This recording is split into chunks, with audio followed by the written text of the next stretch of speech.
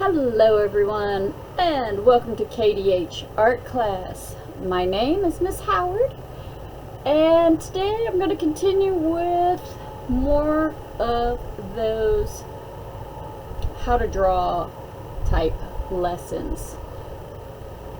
So last year a lot of my videos were these neat little projects, and they were fun for the kids, but they weren't able to connect it to the actual drawing. So I'm hoping this year I can get some of those videos done, and everybody watching the videos, and of course my students, will start to understand that connection of where do the wormies come into drawing 3D and realism.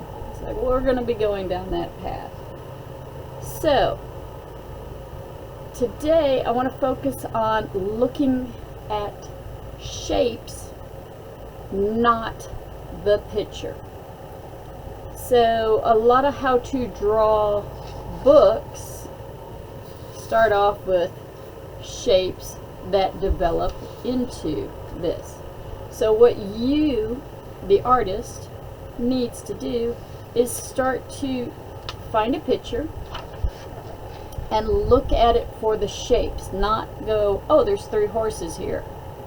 No, we're not looking at horses, we're looking at shapes.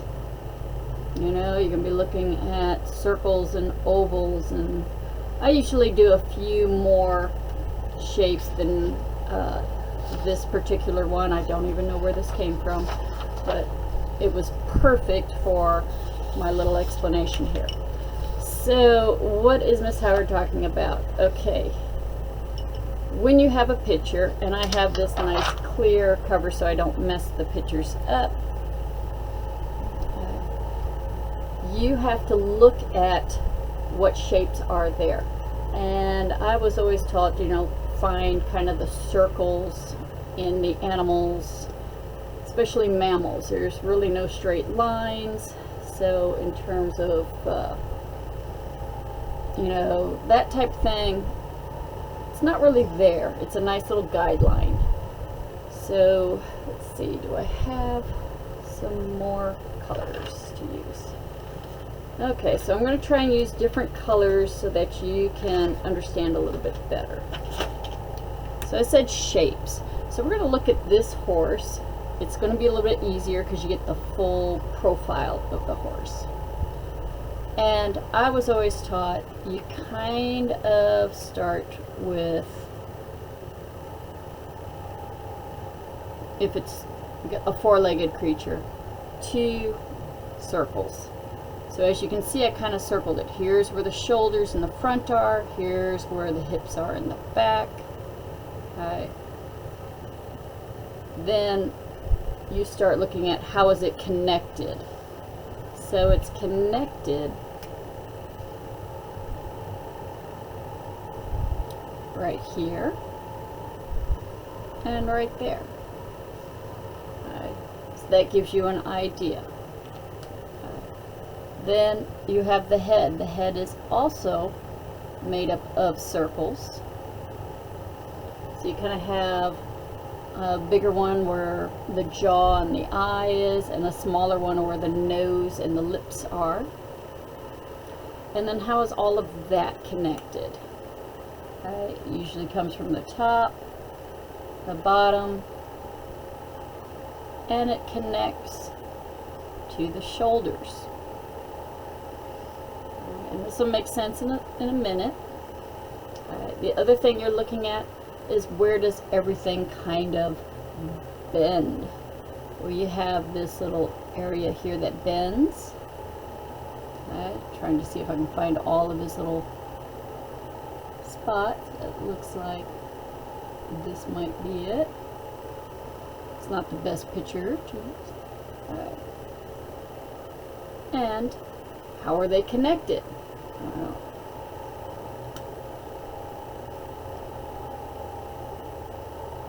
Two lines and 2 lines. Same with this one, 2 lines 2 lines. This line curves. This line kind of goes straight. 2 lines, and because that one's overlapping, it's just hiding in the back. So from here, I can now see the horse. There are the shapes. So when you're drawing, sometimes artists, so I can do this, we'll be looking at the shapes. So again, we have this horse, so I have to, in my mind's eye, do these shapes.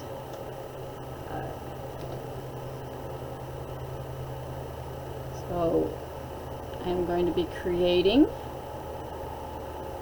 those same circles, and I'm just lightly doing this because I want to be able to cover it up or erase it or both. Then we know it's connected and connected. And kind of look at the distance.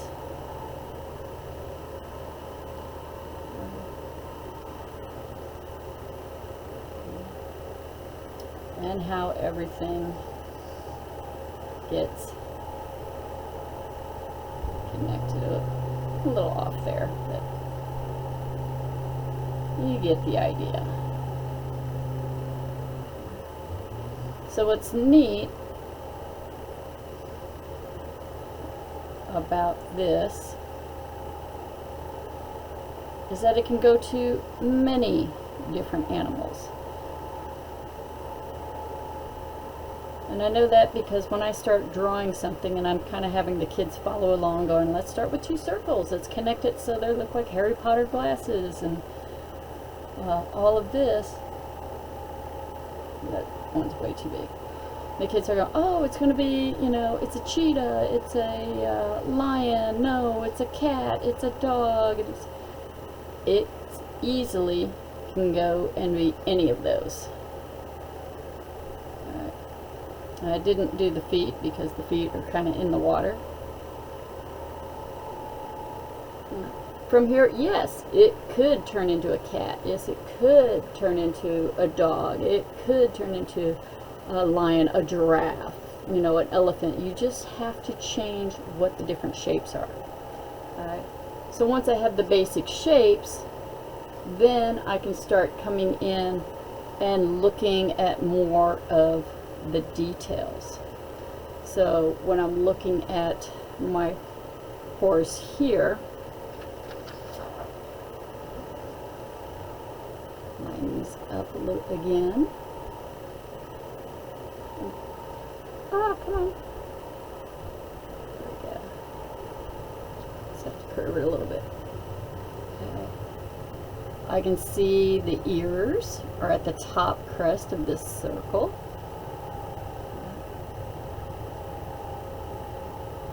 So I can start with lines, and that way if I accidentally make the line too long, I can shorten it. And that's why you want to lightly do this so that you can come in with your eraser and fix your little mistakes that might be happening. It also, you know, the nose. Where's the nose? Okay, I'm just having a tough time with this pencil. I'm about to switch to marker. I'll do better that way. The lip is actually lower than that circle. Alright. Then the eye. Inside that circle. That's over here.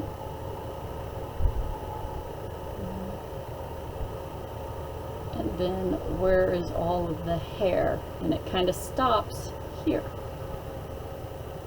And I'm just going to do some zigzag lines just so that you're not waiting on me too much here. And that's when you start, you know, seeing things. Where are the shadows? Where's the tails? And you can put it into the different positions. For example, let's work on the next one. So this guy over here, since he's by himself, same idea, but it's not sideways, so you can't put the circles side by side. You have to be able to see where they're at. And here, they're like touching each other. Why? Because the horse has moved its position.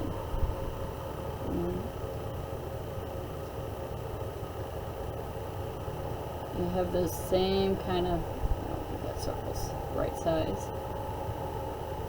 The same kind of situation going on. Connected, connected, connected, connected. So it's like tracing, but you're tracing with your mind's eye, you know. Or letting your eye see where the lines are.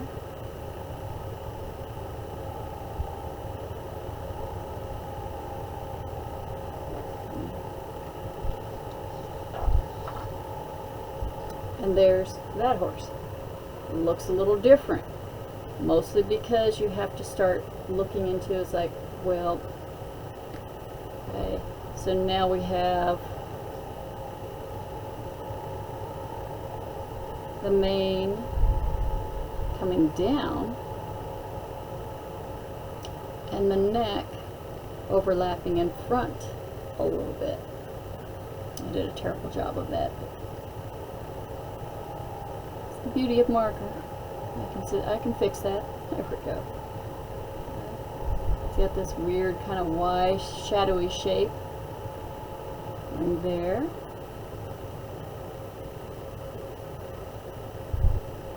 And there. And this is going to all be shadowed in, because the belly is going to be sticking out a little bit.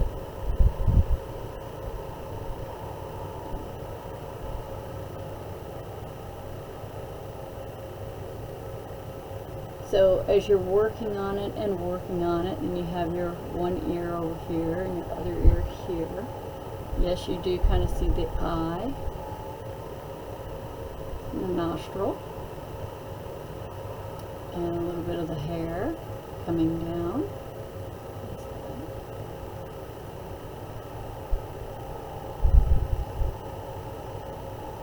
The tail, you don't really see a whole lot of, except right down in there.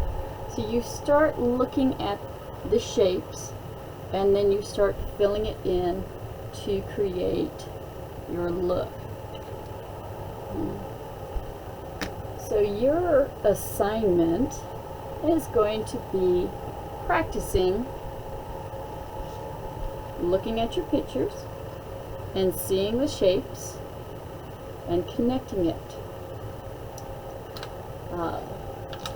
My transparency is a little more clearer than yours, so you're going to have to work at yours a little bit harder, but you have young eyes. Use one of the pictures, find the shapes, put on their transparency, and then if I'm really nice, then I'm going to let you hang the transparency on a window and let the light shine through it. You can kind of see it coming through that way. There we go. There's a little light there. And you'll be able to trace just the outline, and then we'll start our shading and shadowing underneath.